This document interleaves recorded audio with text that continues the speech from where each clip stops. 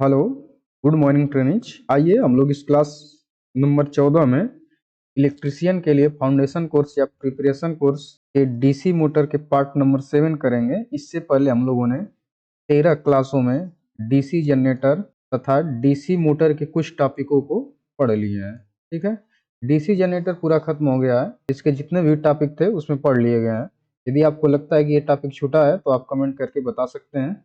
और DC motor में हम लोग 6 पार्टों में डीसी मोटर को पढ़ लिए हैं। यह 7वां पार्ट है और इसके पार्ट आएंगे जिसमें जो भी टॉपिक रहेगी डीसी जनरेटर मोटर से बची कुची सब इसमें कवर कर दिया जाएगा। तो ये जो क्लास नंबर 14 है इसमें देखेंगे डीसी मोटर के अगले टॉपिक के। इससे पहले हम लोग जो पढ़े थे उससे पहले का टॉपिक देखेंगे। देखिए, प्रीवियस कक्षा में हम लोगों ने क्या क्या पढ़ा था, यानी कि क्लास नंबर 13 में क्या पढ़े थे। तो प्रीवियस क्लास, ये पिछली कक्षा में हम लोगों ने डीसी मशीन के लिए दोष निवारण चार्ट को पढ़ लिए थे। दोष निवारण चार्ट में क्या होता है कि इसमें कौन सा पार्ट खराब होता है, कैसे उसको सही किया जाता है, कैसे उसकी पहचान की जाती है, ये सब इस चार्ट में पढ़ लिए थे। फिर इसके बाद डीसी मशीन के लिए अनुरक्षण प्रक्रिया पढ़ लिए थे, कैसे उसका मेंटेनेंस करना होता है, नियमित करना होता है, दैनिक करना होता है, वीकली करना होता है, मासिक यानी मंथली करना रहता है, हाफ ईयरली, अर्धवार्षिक, एनुअल मेंटेनेंस, ये सब ये मेंटेनेंस प्रोसीजर में आ जाते हैं। फिर इसके बाद हम लोगों ने अनुरक्षण कार्ड को पढ़ा था, कैसे एक कार्ड बनाया जाता है मेंटेनेंस के लिए, क्या क्या उसमें भरना होता है, किसकी किसकी साइन होती है, इसमें पढ़े थे। फिर इसके बाद मोटर का सर्विस कार्ड भी पढ़ लिए थे। AC to DC drive control पढ़े थे। डीसी डीसी ड्राइव कंट्रोल यानी कि चोपर इसे कहा जाता है, डीसी डीसी ड्राइव कंट्रोल को, इसको पढ़ लिए थे। और इन सबसे रिलेटेड कुछ ऑब्जेक्टिव टाइप क्वेश्चन को भी पढ़ लिए थे। तो उसको डिटेल में जानकारी आपको प्राप्त करने के लिए जो प्ले लिस्ट है उसमें जाकर देखेंगे, पूरी की पूरी वीडियो मिल जाएगी, वहां से जाकर के आप देख सकते हैं। तो आइए आज हम लोग देखते हैं कि आज क्या पढ़ने वाले हैं। तो आज की करंट क्लास में हम लोग बाइंडिंग के लिए उपयोग होने वाले इंसुलेटिंग पदार्थ का वर्गीकरण देखेंगे। फिर इसके बाद इंसुलेटिंग मटेरियल देखेंगे, कौन कौन इंसुलेटिंग मटेरियल होती हैं, टेप कितने टाइप के होते हैं, स्लीव कितने टाइप की होती हैं, वार्निश कितने टाइप की होती हैं, वार्निश होता क्या है, बाइंडिंग वायर कितने टाइप के होते हैं, और इसके बाद वास्तविक बाइंडिंग से पूर्व कॉइल के माप को ज्ञात कैसे करते हैं, कैसे नापा जाता है, इसको देखेंगे। इसके बाद फील्ड कॉइल का संयोजन देखेंगे, कैसे कैसे कनेक्शन किया जाता है। फिर फील्ड कॉइल के सही संयोजन का परीक्षण की विधियां देखेंगे, कौन कौन विधियां हैं उसको सही टेस्ट करने के लिए कि जो कनेक्शन किए हैं वो सही है कि नहीं सही है। फिर इन सब से रिलेटेड जो भी ऑब्जेक्टिव क्वेश्चन रहेंगे उसको यहाँ पे देख लेंगे और ये क्लास वहीं पे समाप्त हो जाएगी। तो आइए देखते हैं हम लोग बाइंडिंग के लिए उपयोग होने वाले इंसुलेटिंग पदार्थों का वर्गीकरण। बाइंडिंग के लिए उपयोग होने वाले इंसुलेटिंग पदार्थों का वर्गीकरण ये जो होता है BIS, ये रहेगा BIS, bureau of Indian standard के अनुसार उसकी ये 1271 1958 या 1985 के तहत इसको कैटेगराइज मतलब कि वो वर्गीकरण किया गया है उसका इस तरीके से। तो ये देखिए, जो इंसुलेटिंग पदार्थ होते हैं ये YAEBFH 200C 220C 250C के वर्ग में बटे होते हैं। अब इनका देखिए सुरक्षित तापमान जो होता है, अधिकतम सुरक्षित तापमान, यदि Y वर्ग में जो भी इंसुलेटिंग पदार्थ होंगे वो 90 डिग्री सेंटीग्रेड तक तापमान क्या कर लेंगे, सह लेंगे। ये सब डिग्री सेंटीग्रेड रहेगा। यदि वाई ग्रुप का रहेगा, वाई वर्ग का रहेगा इंसुलेटिंग मटेरियल, यानी कि काटन हो गया, सिल्क हो गया, कागज सामान्य संसेचन हो गया। कागज मतलब है उसको थोड़ा सा तेल उल में डुबो दिया गया है तो सामान्य संसेचन हो गया, ठीक ना, उसे कहते हैं। तो ये कितने डिग्री सेंटीग्रेड तक तापमान को सह लेंगे, 90 डिग्री सेंटीग्रेड तक के टेम्परेचर को क्या कर लेते हैं, ये सह लेते हैं। उसके बाद जाएगा तो ये ब्रेक डाउन वगैरह हो जाते हैं। ये वाई ग्रुप में आते हैं। क्वेश्चन पूछा जाता है कि वाई के लिए कितना टेम्परेचर सुरक्षित तापमान होता है, तो ये 90 डिग्री सेंटीग्रेड हो जाता है। ए के लिए 105 डिग्री सेंटीग्रेड। इसमें क्या किया जाता है, तो काटन, सिल्क व तेल में डूबे कागज हो जाते हैं। ये थोड़ा सा बढ़िया क्वालिटी के होते हैं, काटन, सिल्क व तेल में डूबे कागज, यही है ऊपर वाला ही, लेकिन ये इसकी क्वालिटी थोड़ी सी चेंज हो जाती है। तो इसलिए ये कितने में आ जाते हैं, 150 डिग्री सेंटीग्रेड, यानी कि ई वर्ग में आ जाते हैं ये सब। ई वर्ग में देखिए क्या क्या आते हैं, तो ई वर्ग का जो टेम्परेचर होता है वो 120 डिग्री सेंटीग्रेड होता है। 120 डिग्री सेंटीग्रेड तक ये एकदम सुरक्षित रहते हैं। इसके पर अधिक होने पर टेम्परेचर इनमें ब्रेक डाउन होने लगता है। जो इनका इंसुलेटिंग गुण है वो अपना इंसुलेटिंग गुण खोने लगते हैं। तो इसमें ई ग्रुप में देखिए क्या क्या आता है। तो इसमें लेदराइट पेपर आता है, एम्पायर क्लॉथ आता है, वो फाइबर आते हैं सब। फाइबर, एम्पायर क्लॉथ और लेदराइट पेपर ई ग्रुप में आ जाते हैं। इनका टेम्परेचर कितना होता है, तो 120 डिग्री सेंटीग्रेड टेम्परेचर होता है अधिकतम सुरक्षित तापमान। फिर इसके बाद बी ग्रुप में आते हैं। तो बी ग्रुप का जो होता है टेम्परेचर 130 डिग्री सेंटीग्रेड होता है। ये सब याद कर लेना है। तो 130 डिग्री सेंटीग्रेड में क्या क्या मटेरियल आ जाता है, इंसुलेटिंग मटेरियल, तो अभ्रक आ जाता है, जिसे क्या कहते हैं, माइका कहा जाता है। माइका के नाम से भी जानते हैं। माइका कहाँ पे लगा रहता है, तो जो सेगमेंट कटे रहते हैं कम्यूटेटर पर, उनके बीच में माइका का इंसुलेशन दिया रहता है, यहाँ पे, यहाँ पे, यहाँ पे। और ये क्या रहते हैं, कम्यूटेटर सेगमेंट होते हैं जो हार्ड ड्रॉन कॉपर के ये बने रहते हैं। बीच का जो सेगमेंट होता है हार्ड ड्रॉन कॉपर का बना रहता है ये। और ये जो होते हैं ये क्या होते हैं, माइका के बने होते हैं, माइका का इंसुलेशन होता है, या अभ्रक भी उसे कहते हैं। तो जो अभ्रक होता है उसका टेम्परेचर कितना होता है, 130 डिग्री सेंटीग्रेड होता है। इसमें जाएंगे तो 155 हो जाता है, और इसमें जाएंगे तो इस श्रेणी में भी आते हैं। तो ये क्वालिटी होती है उनकी, यदि बढ़िया क्वालिटी है तो ये 200, 220, 250 डिग्री सेंटीग्रेड को भी सह लेते हैं। थोड़ा कम क्वालिटी रहेगी तो 150 डिग्री सेंटीग्रेड, उससे कम है तो 100 डिग्री सेंटीग्रेड। तो ये जो बी ग्रुप के हैं इसमें क्या क्या आ जाते हैं, अभ्रक आ जाते हैं, कांच के रेसे आ जाते हैं, यानी कि ग्लास फाइबर या फाइबर ग्लास के नाम से जानते हैं। वह एक एस्बेस्टस होता है, एस्बेस्टस। तो इनका भी टेम्परेचर कितना होता है, 130 डिग्री सेंटीग्रेड तक ये बढ़िया से काम करते हैं। उसके बाद में मतलब कि ऊपर टेम्परेचर जाएगा तो ये क्या करेंगे, अपने गुण को खो देते हैं। एस्बेस्टस जानते हैं क्या होता है, एस्बेस्टस जो होता है उसको एक करकट देखे होंगे, करकट, तो जिससे करकट बना रहता है वो एस्बेस्टस का बना होता है। तो इनका टेम्परेचर 130 डिग्री सेंटीग्रेड हो गया। एफ कैटेगरी का देखिए, एफ वर्ग में जो इंसुलेटिंग मटेरियल रहेंगे उनका जो टेम्परेचर रहेगा कितना रहेगा, 155 डिग्री सेंटीग्रेड रहेगा। और इसमें क्या किया जाते हैं, अभ्रक आ जाते हैं, कांच के रेसे आ जाते हैं, और एस्बेस्टस उत्तम गुण वाले यहाँ पे रहते हैं, ये सब बढ़िया गुण वाले रहते हैं। फिर इसके बाद एच कैटेगरी देखिए, एच कैटेगरी का टेम्परेचर कितना होता है, अधिकतम सुरक्षित तापमान 180 डिग्री सेंटीग्रेड होता है, एच।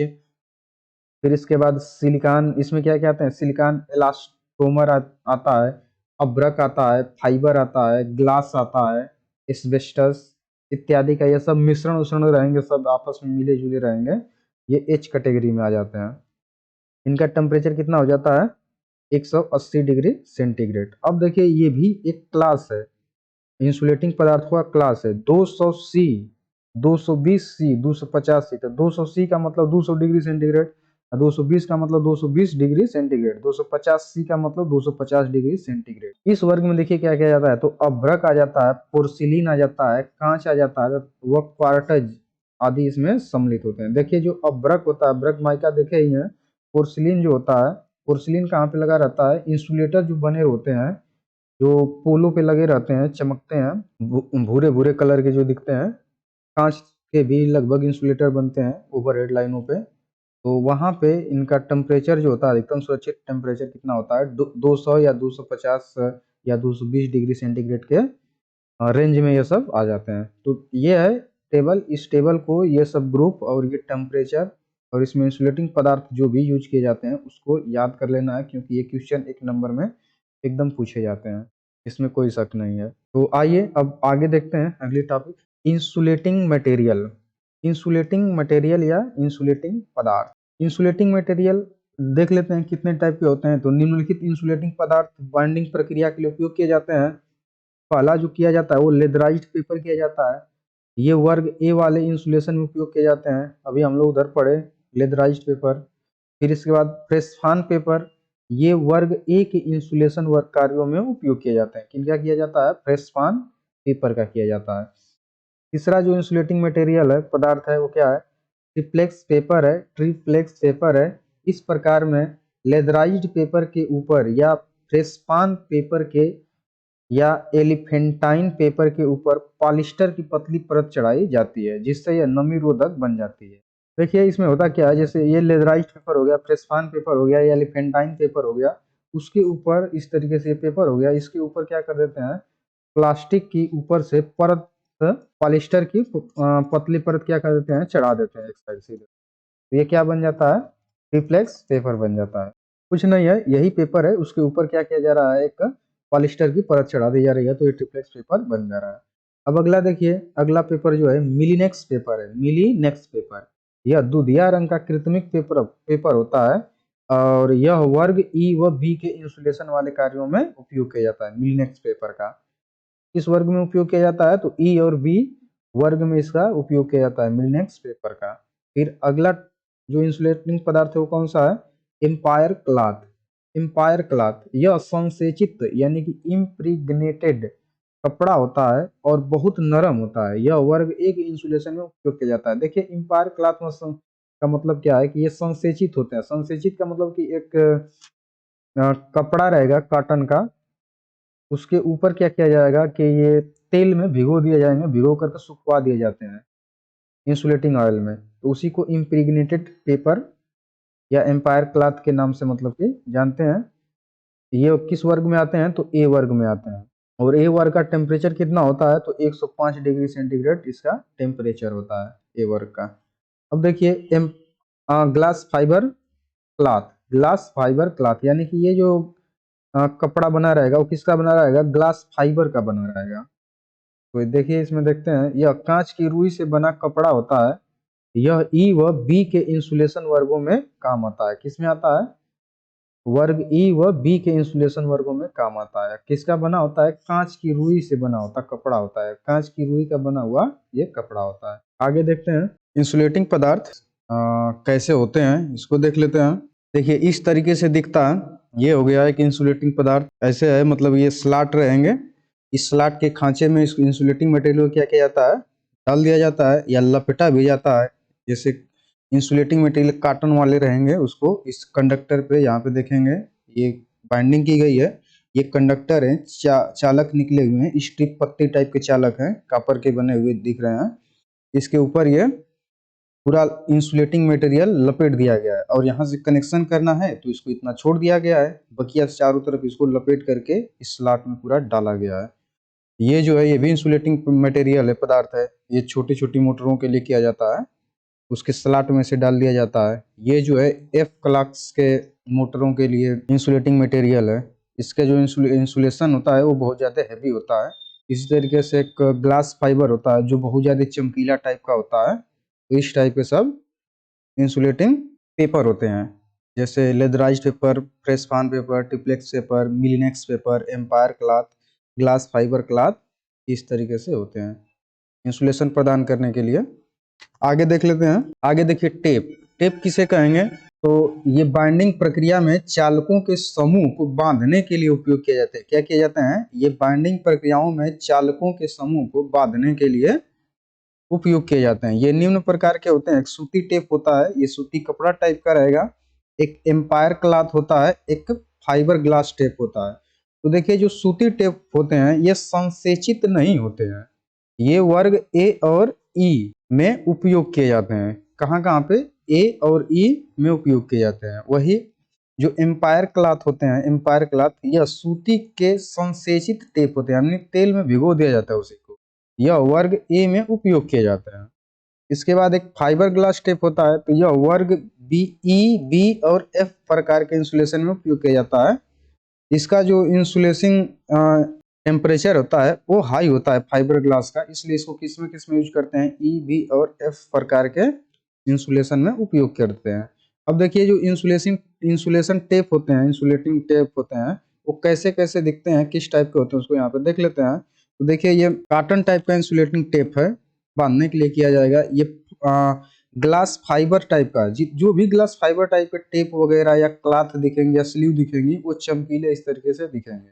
तो ये थोड़ा सा चमकीले कलर के होते हैं। ये भी ग्लास फाइबर है, ये भी ग्लास फाइबर है।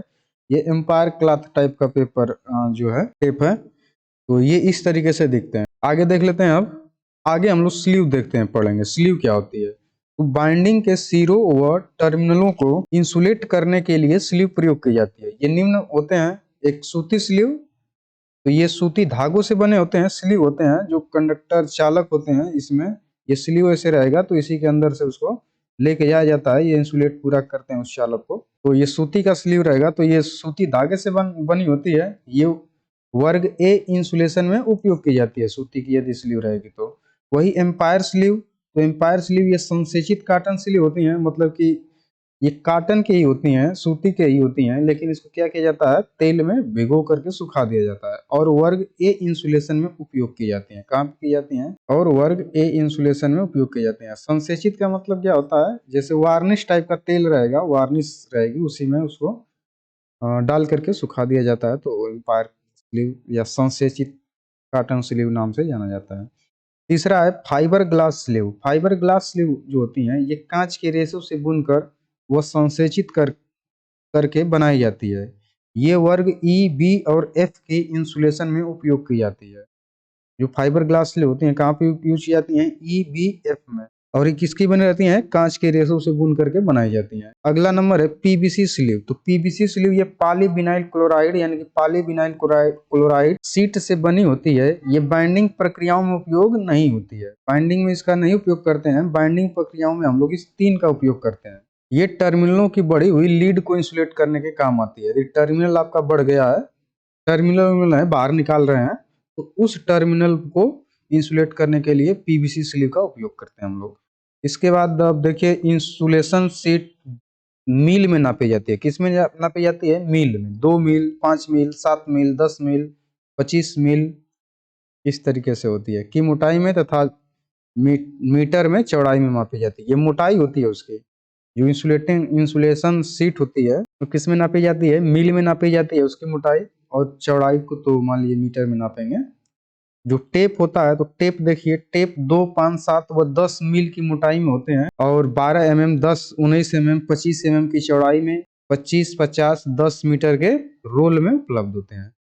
स्लीव जो होती हैं वो 1 mm, 2 mm, 3 mm, 4 mm, 12 mm के व्यास में उपलब्ध होती हैं। कितने व्यास में उपलब्ध होती हैं, डायमीटर में, इस तरीके से। तो देखिए अब स्लीव यहाँ पे देख लेते हैं कैसे कैसी होती है। तो स्लीव इस तरीके से दिखती है। ये स्लीव है, ये मतलब अलग अलग साइज की हैं, छोटी साइज की हैं, इनका व्यास कम है, इनका अधिक है। इस तरीके से ये अधिक अधिक व्यास की स्लीव यहाँ पे दिखा दी गई है। कम की भी दिखा दी गई है, अधिक अधिक की भी दिखा दी गई है। तो ये स्लीव कई टाइप की थी इस तरीके से, सूती हो गया, एम्पायर हो गया, फाइबर ग्लास हो गया, पीवीसी होगा, तो यही कई टाइप के हैं यहाँ पे। तो ये देखिए किस टाइप की हो जाएगी, मतलब सूती टाइप की हो जाएगी। ये जो है ग्लास फाइबर टाइप की है, ये चमकीली रहेगी तो ग्लास फाइबर टाइप की है। और ये जो ऐसी स्लीव होती है कि इसको क्या करेंगे, जिस वायर में इसको डाल देंगे और डाल करके जब इसको हीट करेंगे तो ये स्लीव क्या करती हैं, सिकुड़ करके उसको उसी आकृति का एकदम बन जाती हैं। उसी तरीके से ये पीवीसी स्लीव है, तो ये तो पीवीसी स्लीव है, लेकिन ये इसको जब हीट देंगे तो ये गर्म होकर के एकदम सिकुड़ करके उसी का शेप ले लेती है। तो ये डिफरेंट टाइप की यहाँ पे स्लीव होती है। अब आइए हम लोग आगे देखते हैं वार्निश। वार्निश क्या होती है, तो यह तरल इंसुलेटिंग पदार्थ है जो 2 प्रकार के होते हैं। एक वायु शोषित इंसुलेटिंग वार्निश यानी कि एयर ड्राइंग इंसुलेटिंग वार्निश। कहने का मतलब कि ये जो वार्निश है, वार्निश होती क्या है, जैसे मान लीजिए कोई मोटर है, मोटर की बाइंडिंग कर दी है, कोई मोटर है, इसमें बाइंडिंग वगैरह सब कर दिए हैं, तो इस बाइंडिंग तो कर दिए, लेकिन कहीं कहीं होता क्या है कि जब बाइंडिंग करते हैं तो इसका तार छिल जाता है। जो सुपर एनामेल्ड कॉपर वायर होता है जिसपे वार्निश चढ़ी होती है, वो कहीं से छिल जाता है, तो उसमें से जो कॉपर वायर है या एल्युमिनियम वायर है वो दिखने लगता है और वो शॉर्ट सर्किट का खतरा हो सकता है। वो अपने इंसुलेशन को कमजोर कर देता है, तो इसलिए उसको इंसुलेशन को बढ़ाने के लिए हम लोग वार्निश उस पर क्या करते हैं, बाहर से गिरा देते हैं। लिक्विड टाइप का रहता है, जब बाहर से गिरा देंगे तो जहाँ पे खुरचाए रहेगा वायर, मतलब इसका इंसुलेशन जहाँ से उतरा रहेगा वहां पे क्या होगा, वार्निश गिरा देंगे तो एक परत जम जाएगी और वो इंसुलेटिंग जो क्या कहते हैं कि इंसुलेशन प्रतिरोध है वो बढ़ जाता है। तो बढ़ जाएगा तो हमारी मोटर मतलब शॉर्ट सर्किट होने से बच जाती है, तो इसलिए वार्निश की जाती है। तो देखिए वार्निश 2 टाइप की होती है, एक एयर ड्राइंग इंसुलेटिंग वार्निश, मतलब कि हवा के द्वारा वो सूखेगी। एक जो की होती है बेकिंग इंसुलेशन वार्निश, मतलब ये बनी बनाई रहती है, उसको बनाया नहीं जाता है, उसमें तेल वोल वगैरह नहीं मिलाया जाता है, गर्म नहीं किया जाता है, वो बनी बनाई रहती है, उसको केवल यूज किया जाता है। ठीक है, तो ये 2 टाइप की वार्निश होती हैं। अब देखिए वार्निश यहाँ पे देख लेते हैं कैसी होती है, किस कलर की होती है। तो इस तरीके से ये लिक्विड टाइप में मिलती है और इसमें बनी बनाई रहती है, कुछ को बनाना होता है। तो इसमें से खोल करके ढक्कन अपना, ये आर्मेचर है या कोई भी बाइंडिंग करेंगे मोटर का, आर्मेचर कर दिए या उसके स्टेटर की स्टेटर बाइंडिंग कर दिए या फील्ड बाइंडिंग कर दिए। जब बाइंडिंग कर देंगे तो ये जो करने के बाद मान लीजिए कि ये सब कोर है, सिलिकॉन स्टील की कोर है, तो सिलिकॉन स्टील की कोर के कारण से ये जो तार है सुपर एनामेल्ड कॉपर वायर वो छिल जाएगा। तो उससे बचने के लिए क्या करते हैं, मान लीजिए कि एक आध तार छिल गया तो उसको ऊपर से वार्निश गिरा देते हैं, तो वहाँ पे एक परत जम जाती है और वो इंसुलेशन बढ़िया से प्रदान करने लगता है। तो इस तरीके से गिरा करके वार्निश की जाती है। ये जो है क्या है, डीसी मशीन का आर्मेचर है, जिसपे ये क्या दिखाया गया है, कम्यूटेटर दिखाया गया है, और ये कॉपर की छड़ है जो हार्ड रॉन कॉपर की बनी हुई है, और बीच में माइका का यहाँ पे इंसुलेशन दिया गया है।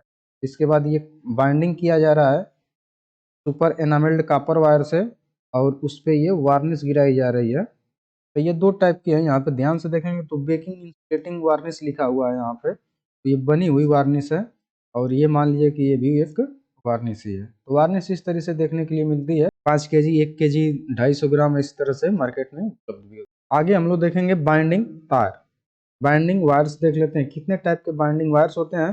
तो एक सुपर एनामेल्ड कॉपर वायर होता है जिसका साधारणतः यूज किया जाता है हर जगह पे, सुपर एनामेल्ड कॉपर वायर का।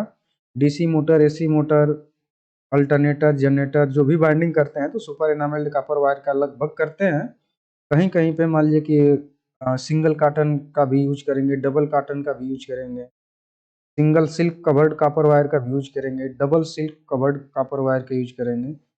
फिर इसके बाद एक PVC covered copper binding copper wire होता है, इसका भी यूज किया जाता है।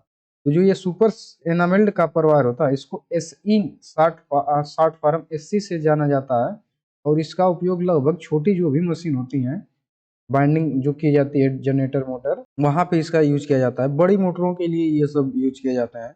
उसके बाद जो PVC covered copper binding copper wire होता है, ये समरसेबुल पंप जो होते हैं, जो पानी के अंदर जो पंप लगे होते हैं पानी निकालने के लिए, उसमें इसकी बाइंडिंग की जाती है। ये जो कुछ मोटर जैसे देखेंगे तो जो समरसेबुल पंप होते हैं वो पानी के नीचे ही उनकी मोटर भी रहती है और पंप भी रहता है, और तो मोटर है तो नीचे बाइंडिंग भी करेंगे, तो वहां पे हम लोग बाइंडिंग किससे करेंगे, पीवीसी कवर्ड कॉपर वायर से बाइंडिंग करते हैं। अब आगे देखते हैं बाइंडिंग तार कितने टाइप के कैसे कैसे हुए। तो ये देखिए बाइंडिंग वायर है, ये कौन सा वायर है, सुपर एनामेल्ड कॉपर वायर है। जो ऊपर देखेंगे तो इसमें वार्निश टाइप की एनामेल्ड जो है एक परत चढ़ाई गई है। ये जो है कॉटन मतलब की है, सिंगल कॉटन वायर है। इसके ऊपर देखिए ये जो वायर है इसके ऊपर एक लपटा गया है इंसुलेशन इंसुलेशन मटेरियल जो कॉटन का बना हुआ है। यहाँ पे हम लोग पढ़े थे ना बाइंडिंग वायर, देखिए कितने टाइप के, single cotton covered copper wire है, डबल कॉटन कवर्ड वायर है, उसी तरीके से यहाँ पे है। ये single cotton covered copper wire है। वही ये दिखेंगे तो इसमें डबल कॉटन का कॉपर वायर चढ़ा हुआ है। ये कॉपर का वायर है, यहाँ पे कॉपर का वायर देखेंगे यहाँ पे, तो इसके ऊपर डबल कॉटन का इंसुलेशन पेपर चढ़ा हुआ है। ये जो है सिल्क टाइप का है, ये भी कॉपर वायर है, इसके ऊपर एक सिल्क का इंसुलेशन चढ़ा हुआ है। ये भी दो टाइप के होते हैं, सिंगल सिल्क एक डबल सिल्क होता है। फिर उसके बाद ये देखिए PVC PVC PVC PVC covered copper wire है। ये देखिए यहाँ पे कॉपर का वायर है, इसके ऊपर ये पीवीसी का कवर चढ़ा हुआ है, तो ये पीवीसी कवर्ड कॉपर वायर है। कहाँ पे इसकी बाइंडिंग की जाती है, तो समरसेबुलों में इसकी बाइंडिंग की जाती है। आगे देखिए अब जो बाइंडिंग करेंगे फील्ड बाइंडिंग, तो उसमें वास्तविक बाइंडिंग से पूर्व कॉइल के माप को ज्ञात करना। कैसे ज्ञात करेंगे, कोई फील्ड दे दिया गया है इसकी इस तरीके से है, उसकी बाइंडिंग करना है, तो माप उसकी कैसी लेंगे वो देखते हैं। तो देखिए जो ये वाली लाइन दिख रही है ये अंदर की दिख रही है, इसे क्या कहेंगे, LIN, यानी कि ये क्वाइल रहेगा, क्वाइल, ये भी क्वाइल, यहाँ पे भी क्वाइल रहेगा। क्वाइल की आंतरिक परिधि ये IN से दर्शाए रहे हैं, यानी कि ये जो है इस क्वाइल की आंतरिक परिधि है, क्वाइल है उसको निकाले हुए हैं, तो माप कैसे लेंगे ये मतलब दिखा जाएगा। तो क्वाइल को निकाल लेंगे, ये इसकी आंतरिक परिधि ले लेंगे, आंतरिक परिधि लेकर के नाप लेंगे अपना। फिर इसके बाद L आउट यानी कि क्वाइल की बाह्य परिधि, अब उस क्वाइल का क्या करेंगे, बाहर की परिधि को नापेंगे और नाप करके दोनों का औसत निकाल देंगे, तो उसको LM से दर्शाया जाता है। तो LM बराबर क्या हो जाएगा यहाँ पे, L इन मतलब अंदर का प्लस L आउट यानी कि बाहर की लंबाई अब बटे में 2 कर देंगे तो इसका मीन निकल जाएगा। मीन निकाल देंगे तो उतना मतलब बाइंडिंग करेंगे तो वो बाइंडिंग सही तैयार हो जाएगी। मतलब इस तरीके से माप लिया जाता है। किसी भी पोल की बाइंडिंग करनी है तो इस तरीके से माप लेंगे। अब देखिए इसमें कुछ मतलब कि थोड़ा ध्यान देने वाली पॉइंट है, स्टार पॉइंट है। तो इसमें फील्ड कॉइल को तैयार करने के बाद 3 से 4 घंटे तक 90 डिग्री सेंटीग्रेड पर गर्म किया जाता है तथा 60 डिग्री सेंटीग्रेड तक ठंडा करके कॉइल को पकी हुई वार्निश में 5 से 10 मिनट तक डुबो कर रखा जाता है जब तक कि बुलबुले न निकले। फिर वार्निश को निकालकर इसे 120 डिग्री सेंटीग्रेड पर 6 से 8 घंटे तक भट्ठी में पकाया जाता है। क्या किया जाता है, सबसे पहले फील्ड कॉइल को तैयार किया जाता है।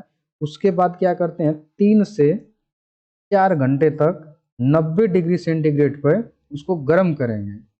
ऐसा क्यों किया जाता है, क्योंकि जब इस बाइंडिंग को तैयार कर रहे होते हैं तो वायुमंडल के कारण से उसमें कुछ नमी चली जाती है इस बाइंडिंग में। जब बाइंडिंग करेंगे इस तरीके से टर्न बनाएंगे वगैरह करेंगे, जो भी मतलब प्रोसेस रहेंगे अपना करेंगे, बाइंडिंग तैयार करने पर कर रहे हैं उस समय ही उसमें कुछ नमी चली जाती है। तो उस नमी को सुखाने के लिए 3 से 4 घंटे तक 90 डिग्री सेंटीग्रेड पर उसको गर्म करते हैं। जब वो गर्म हो जाती है, नमी पूरी निकल जाती है, तब उसको थोड़ा सा इंतजार करते हैं कि इसका टेम्परेचर 60 डिग्री सेंटीग्रेड तक आ जाए। जब इसका टेम्परेचर 60 डिग्री सेंटीग्रेड तक आ जाता है तब उस कॉइल को क्या करते हैं, एक पकी हुई वार्निश लेते हैं, मतलब बनी हुई वार्निश होती है, और उस वार्निश में क्या करते हैं 5 से 10 मिनट तक के लिए उसको डुबो कर रख देते हैं। या इस तरीके से देखें कि जब तक उसमें से बुलबुले निकलना न बंद हो जाए तब तक उसको क्या करते हैं, उसमें डुबा कर रखते हैं उस बाइंडिंग को। फिर जब बुलबुले निकलने बंद हो जाते हैं फिर वार्निश से उसको निकालते हैं और निकाल करके उसको लगभग 120 डिग्री सेंटीग्रेड पर 6 से 8 घंटे तक पकाते हैं भट्ठी में। तो इस तरीके से हमारी कॉइल बन करके तैयार हो जाती है। अब आइए आगे देखते हैं फील्ड कॉइल का संयोजन। अब फील्ड कॉइल है उसका संयोजन कैसे करेंगे कि यहाँ पे एन बन रहा है तो यहाँ पे एस बनाना है, फिर यहाँ पे एन बनाना है, फिर एस बनाना है। जो भी डीसी मोटर मशीन होती है, डीसी मशीन, तो उसमें जो पोल बनते हैं वो अल्टरनेट करके बनते हैं। यानी कि यहाँ पे यदि एन पोल बन रहा है तो आगे में यस बनना चाहिए, फिर इसके आगे एन बनना चाहिए, फिर इसके आगे यस बनना चाहिए। इस तरीके से अल्टरनेट करते हुए इसके फील्ड पोल बनने चाहिए। तो अब क्या करेंगे, इसका संयोजन कैसे करते हैं, तो पहले तो इसमें 4 पोल की मशीन है तो 4 कॉइल ऐसे बन जाएगी, 2 सिरे निकल जाएंगे। फिर दूसरा कॉइल बना लेंगे, 2 सिरे इसके निकाल देंगे, तीसरा ऐसे निकाल लेंगे, फिर चौथा इस तरीके से बाइंडिंग करके निकाल लेंगे। अब क्या करेंगे, ये बाइंडिंग इसमें डाल देंगे, ये बाइंडिंग इसमें, ये बाइंडिंग इसमें, ये बाइंडिंग इसमें डालेंगे। अब करना क्या है कि इसका जो पहला सिरा है उसको तो निकाल लेना है, प्लस यल लिख करके, मतलब यहाँ पे L1 लिख सकते हैं या प्लस यल कर सकते हैं, और इसका अंतिम सिरा ले जा करके इसके जो यहाँ पे बाइंडिंग किए रहेंगे उसके लास्ट वाले सिरे से जोड़ देंगे, इस वाले से। क्योंकि यहाँ पे यदि एन पोल बन रहा है तो ये एस बनना चाहिए। तो उसको बनाने के लिए हम क्या करेंगे, सॉरी यहाँ पे थोड़ा सा उल्टा हो गया, यहाँ पे यदि यस पोल बन रहा है तो यहाँ पे एन पोल बनाने के लिए हम इसको उल्टा इधर से बाइंडिंग में से करंट प्रोवाइड करेंगे। ऐसे इसमें ऐसे प्रवाहित हो रहा था तो इसमें करंट ऐसे प्रवाहित होना चाहिए, उल्टा प्रवाहित होना चाहिए, तभी तो एन पोल बनेगा। ले जाकर कहाँ पे जोड़ेंगे, इसके लास्ट वाला सिरा इसके लास्ट वाले से सिरे से जुड़ेंगे। फिर इसका जो फर्स्ट वाला बचेगा, इधर का जो इधर वाला फर्स्ट वाला ये वाला सिरा, ये अगले वाले के फर्स्ट वाले सिरे से ऐसे ले जा करके जोड़ देंगे इस तरीके से। फिर इसका लास्ट इसके लास्ट से जोड़ देंगे और यहाँ से निकाल। तो ये इस तरीके से अल्टरनेट करके हमारा पोल बन जाएगा और ये 4 पोल की मशीन की बाइंडिंग का संयोजन जो कनेक्शन होगा वो सफलतापूर्वक हो जाएगा। तो देखिए इसमें डीसी मशीनों में फील्ड कॉइल का संयोजन इस प्रकार होता है कि पहला पोल उत्तरी ध्रुव हो तो अगला अगला दक्षिणी ध्रुव होना चाहिए, ऐसा होना चाहिए, अन्यथा मोटर नहीं चलेगी। और उसको होने के लिए क्या करेंगे, फर्स्ट का फर्स्ट से और इंड का इंड से कनेक्शन कर देंगे। तो इस तरीके से हमारा पोल सही बनेगा, अल्टरनेट करके बन जाएगा। तो अब आइए आगे देखते हैं, आगे फील्ड कॉइलों के सही संयोजन का परीक्षण की जांच करना। अब देखिए जो फील्ड कॉइल यहाँ पे किए थे इस तरीके से कनेक्शन कर दिए थे, तो ये पोल जो बने एन और एस एन एस वो सही बने कि नहीं बने उसको चेक करने के लिए कुछ विधियां हैं। तो वो देख लेते हैं कौन कौन विधियां हैं यहाँ पे। तो देखिए 2 विधियां हैं, एक कंपास विधि है। कंपास क्या होता है कि ये एन और एस पोल को बताता है। जो इसका नीडल होता है वो एन क्षेत्र में जाकर के रुक जाता है, एनएस क्षेत्र में जाकर रुक जाता है। तो जिस साइड में ये कंपास लगाएंगे वो एन साइड को मतलब कि दर्शाएगा। जैसे यहाँ पे लेके जाए तो यदि वो उसमें बना रहता है, ये कंपास होता है जो, उसमें एन एक बना रहता है, एक एस बना रहता है और एक यहाँ पे ऐसे सुई रहती है। जब इसको यहाँ पे लेके जाएंगे तो ये एन पोल रहेगा, तो ये एन पोल के तरफ भाग जाएगा, और यहाँ पे ले जाएंगे तो ये एस पोल रहेगा, तो एस पोल के तरफ ये इसकी जो इंडिकेटिंग आर नीडल है वो एस क्षेत्र में चली जाएगी, और यहाँ पे एन फिर एस, इस तरीके से। यदि सही बन रहा है तो ये कंपास भी सही बताना चाहिए। जब कंपास को यहाँ पे ले जाएं तो एन पोल दिखाना चाहिए, यहाँ पे ले जाएं तो S pole, N pole, S pole, ऐसे दिखाना चाहिए। यदि नहीं दिखा रही है तो कनेक्शन गलती है, उसको उल्टा करके सही कर लेंगे। क्या करेंगे, जो इसमें से 2 तार इस बाइंडिंग के निकले थे, मान लीजिए कि यहाँ पे एन पोल बन गया और यहाँ पे एस पोल नहीं बन रहा है, एन ही पोल बन रहा है, तो हमें एस पोल बनाना है। तो इसको क्या करेंगे, जो ये बाइंडिंग का टर्मिनल है इसको दोनों तरफ से खोलेंगे और खोल करके इसको यहाँ पे ले जाके जोड़ देंगे और इधर वाले को यहाँ पे लाके जोड़ देंगे, तो यहाँ पे एस पोल बनने लगेगा, यदि गलत है तब। अब देखिए पहली विधि हो गई कंपास विधि। दूसरी विधि देखिए क्या है, लौह छड़ विधि है। लौह छड़ विधि में इसमें क्या होगा, एक छोटा सा लोहे का नीडल टाइप का टुकड़ा ले लेंगे या फिरंजी टाइप का ले लेंगे, कील टाइप का ले लेंगे कोई, ले करके ये एन पोल है और ये एस पोल है, तो इसको एक पोल पे ऐसे रख देंगे। तो ये क्या करेगा, अपने आप इसमें जब पावर सप्लाई देंगे, यहाँ पे भी पावर सप्लाई दे करके चेक करना है, ऐसा नहीं है कि पावर सप्लाई देकर नहीं चेक करेंगे। इसमें डीसी सप्लाई दे देंगे, जो जितना रेटेड वोल्टेज है 230 वोल्टेज के लिए बाइंडिंग किए हैं, तो इतना वोल्टेज नहीं देंगे, इसमें 24 वोल्टेज या 12 वोल्टेज की सप्लाई दे करके इसको चेक कर लेंगे। अब देखिए वही काम यहाँ पे करेंगे, 12 या 24 वोल्टेज की डीसी सप्लाई देंगे, और डीसी सप्लाई देने के बाद यहाँ पे जो नीडल था, नीडल या उसे क्या कहेंगे, नेल कहेंगे, उसको एक पोल पे रख देंगे। तो ये दूसरा सिरा अपने आप क्या करेगा, एक साइड में खड़ा हो जाएगा ऐसे। यदि ऐसा हो जाता है तो पोल सही बना है, यानी कि एन से फ्लक्स निकल करके एस में प्रवेश कर रही है, तभी ये अपने को एक सीध में कर पा रहा है, अन्यथा ये एक सीध में नहीं कर पाएगा।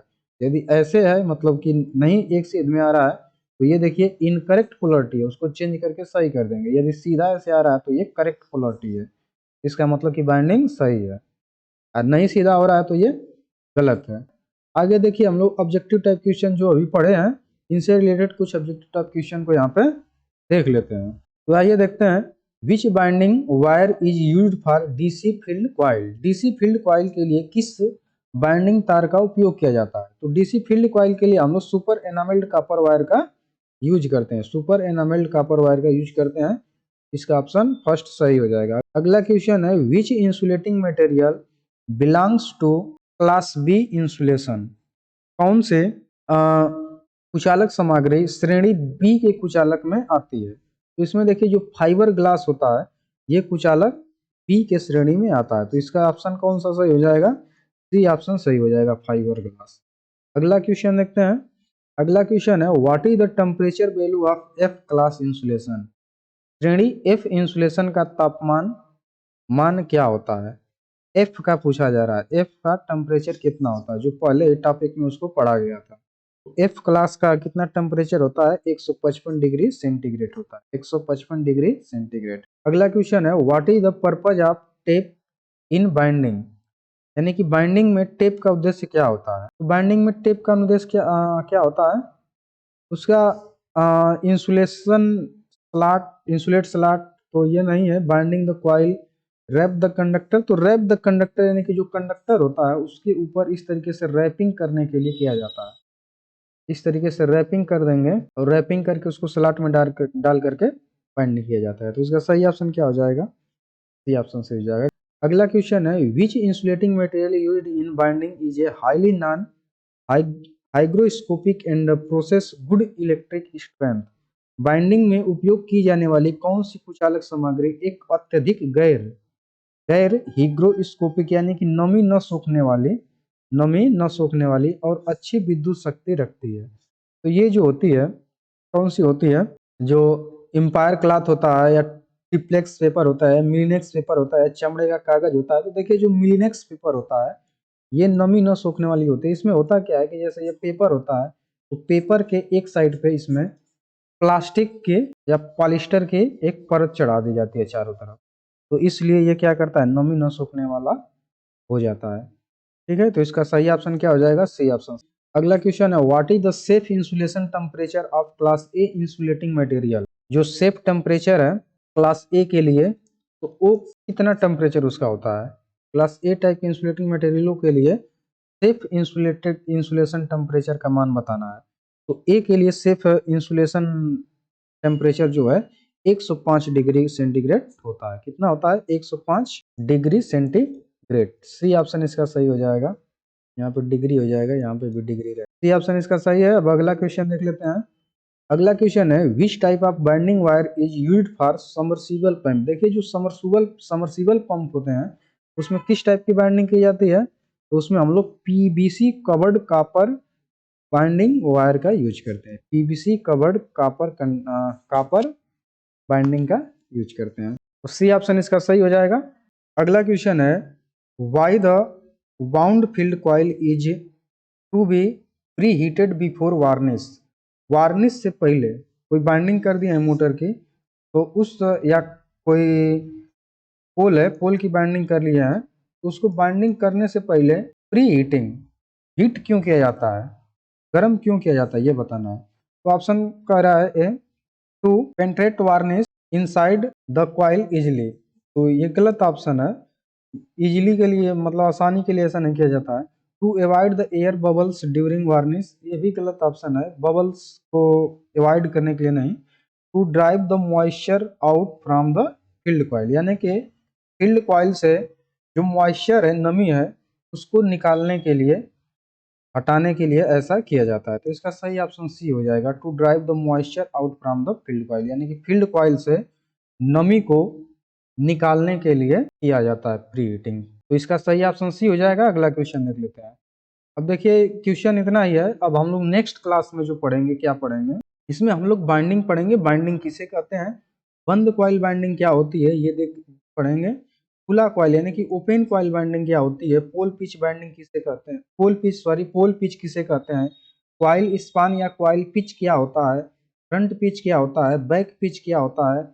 एवरेज पिच किसे कहते हैं, रिजल्टेंट पिच किसे कहते हैं, कम्यूटेटर पिच क्या होती है। सिंप्लेक्स लैप बाइंडिंग जो करते हैं वो कैसे करते हैं, सिंप्लेक्स लैप बाइंडिंग किसे कहते हैं, क्यों की जाती है, इसको देखेंगे। डुप्लेक्स लैप बाइंडिंग कैसे की जाती है, सिंप्लेक्स वेब बाइंडिंग कैसी होती है, वेब बाइंडिंग कैसी होती है, फिर उसके बाद डुप्लेक्स वेब बाइंडिंग कैसी होती है, प्रोग्रेसिव बाइंडिंग कैसे करते हैं, कैसे प्रोग्रेसिव बाइंडिंग चलती है, रिट्रोग्रेसिव बाइंडिंग कैसे होती है, इसको देखेंगे। फिर single layer binding, double layer binding, ये सब देखेंगे। और इन सब से रिलेटेड कुछ ऑब्जेक्टिव टाइप क्वेश्चन को भी वहाँ पे हम लोग डिस्कशन करेंगे। तो इस तरीके से इससे पहले की क्लास देखने के लिए आप प्ले लिस्ट में जा करके देख सकते हैं, और चैनल को सब्सक्राइब कर लेंगे, जिससे हम जो भी अगले वीडियो बनाएंगे वो आपको तुरंत प्राप्त होगी और उसका आप बेनिफिट उठा पाएंगे। तो आज के लिए इतना है। और एक बात और ध्यान दीजिए, जो भी ये फाउंडेशन कोर्स के सिलेबस पढ़ाए जा रहे हैं, इसके जो भी पीडीएफ है, ये सब जो पढ़ाया गया अभी, इसका पीडीएफ प्राप्त करने के लिए हमारे Telegram channel Arun skills and research hub Telegram channel पे हमारे पीडीएफ इसका अवेलेबल है। ठीक है, तो आज के लिए इतना ही। आगे की क्लास हम लोग अगले कक्षाओं में देखेंगे पूरा कंसेप्ट के साथ, जिसमें बाइंडिंग अब स्टार्ट होने वाली है। तो आज के लिए इतना ही, धन्यवाद।